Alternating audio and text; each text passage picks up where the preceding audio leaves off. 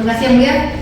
Demikian dan kebenaran berdasarkan permohonan masa setelah tuntutan PPDM 49 atas nama terdakwa Yokel Hargono bahwa terdakwa telah dihadapkan di persidangan dengan dakwaan primer pasal 48 ayat 3 junto pasal 32 ayat 3 Undang-Undang 11 tahun 2008 subsidiar pasal 48 ayat 2 junto pasal 32 ayat 2 Undang-Undang 11 tahun 2008 bagaimana diwujudkan Undang-Undang 1 tahun 2024 lebih subsidiar pasal 48 ayat 1 junto pasal 32 ayat 1 Undang-Undang nomor 11 tahun 2008 bagaimana dengan Undang-Undang nomor 1 tahun 2024 tentang informasi dan transaksi elektronik dalam mempertimbangkan keterangan dari dua saksi, yaitu saksi Fitri Salfitri atau Fitri Salbutero. Kemudian saksi kedua atas nama Chen Kurniawan.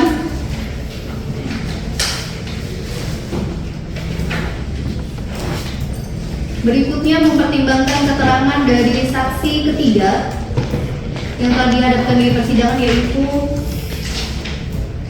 atas nama Wahyu Satya Aryani.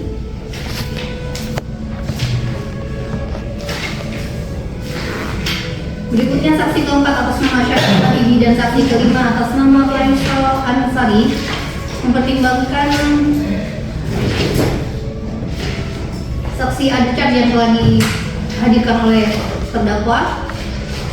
Mempertimbangkan keterangan dari terdakwa Yokel Hargono. Mempertimbangkan alat bukti surat yang telah dihadirkan, yaitu hasil pemeriksaan laboratorium cyber forensik Bareskrim Polri nomor 061/3/2025 cyber Mabes Polri hasil pemeriksaan laboratorium cyber forensik Bareskrim Polri nomor 099 tahun 2025 dan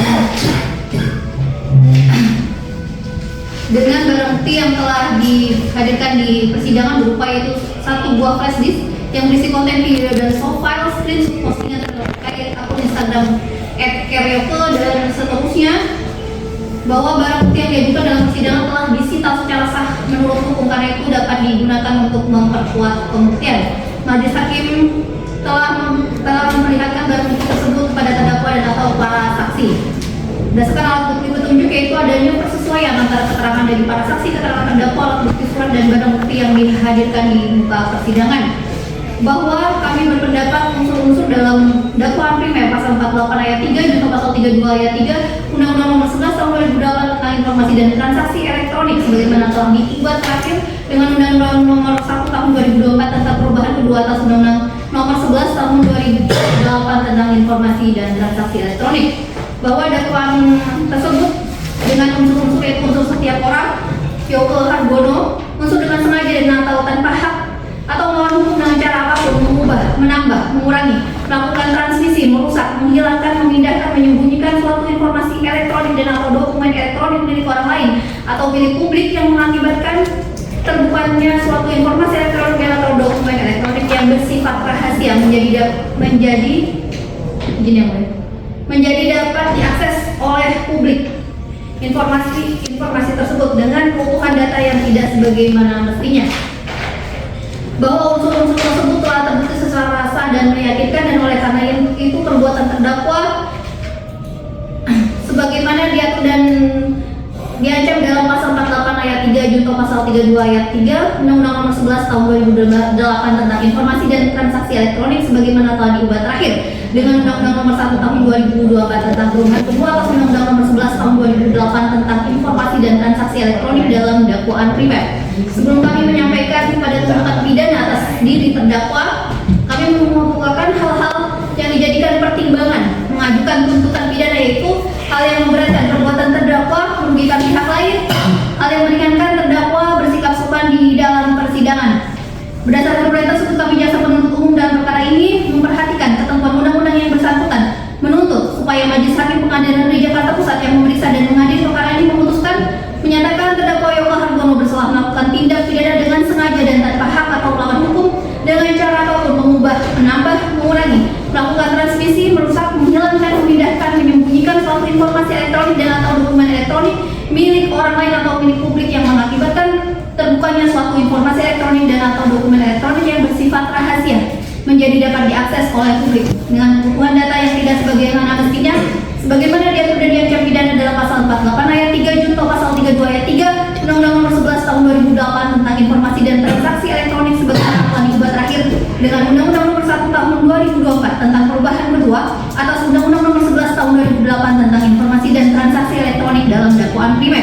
Kedua, menjatuhkan pidana terhadap terdakwa Yoga Hargono dengan pidana penjara selama 3 tahun dan 6 bulan, dikurangi selama terdakwa berada dalam tahanan dengan perintah agar terdakwa tetap ditahan, dan denda sebesar 50 juta rupiah, subsidiar 6 bulan kurungan.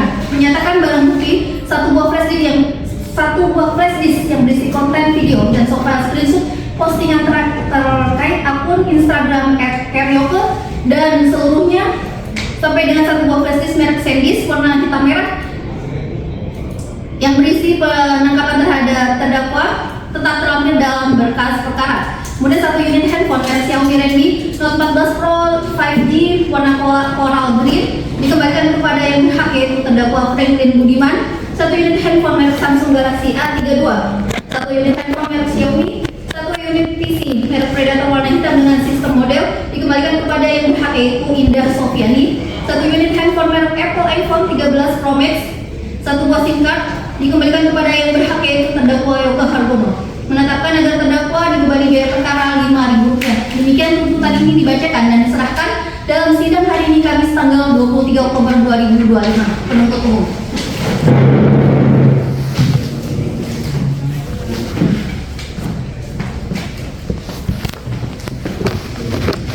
Jadi demikian saudara dituntut bersalah bagaimana dalam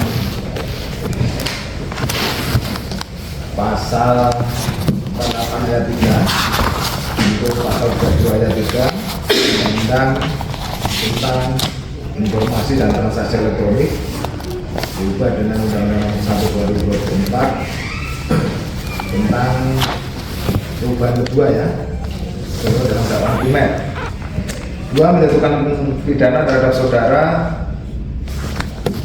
Yoga pidana penjara selama 3 tahun dan 6 bulan penjara dipotong selama terdakwa dalam tahanan dengan perintah tetap ditahan dan denda Rp50 juta subsidi 6 bulan kurungan. Barang bukti sebagaimana dalam tuntutan ini. Tentunya terhadap tuntutan ini saudara berhak untuk mengajukan pembelaan. Silakan untuk masukkan penasihat hukum. Ya. Silakan.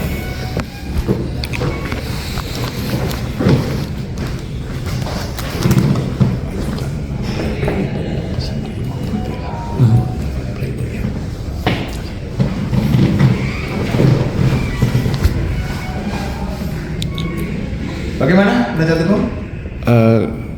Pledoi. Kita akan mengajukan pledoi. Pembelaan 1 minggu ya, 1 minggu dulu atau berapa? 1 minggu dulu. 1 Selesai minggu. lah. Ya. Kalau bisa langsung sekali tanggal 3 November, Senin. Ini tanggal berapa? 23 yang mulia. Ini sekarang tanggal 23. Balik ke Senin yang mulia. Mau ke Senin aja? Iya. 3 November. Gitu ya, sampai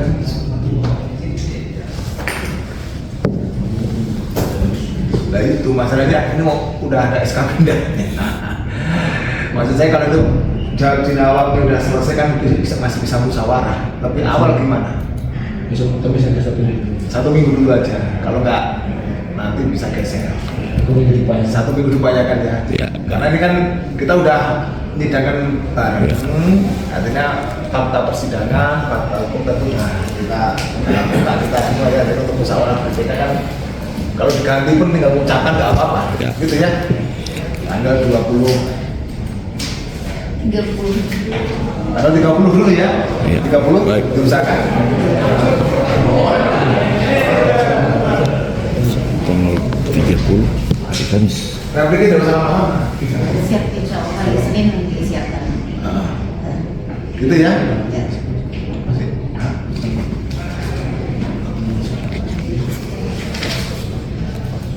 Gak apa-apa. Gak apa-apa. Tanggal 3 tapi repliknya sehari-hari gitu. Itu aja.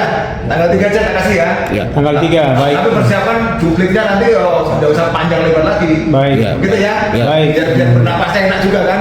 Baik. Nanti kelihatannya kurang ikhlas tak kasih.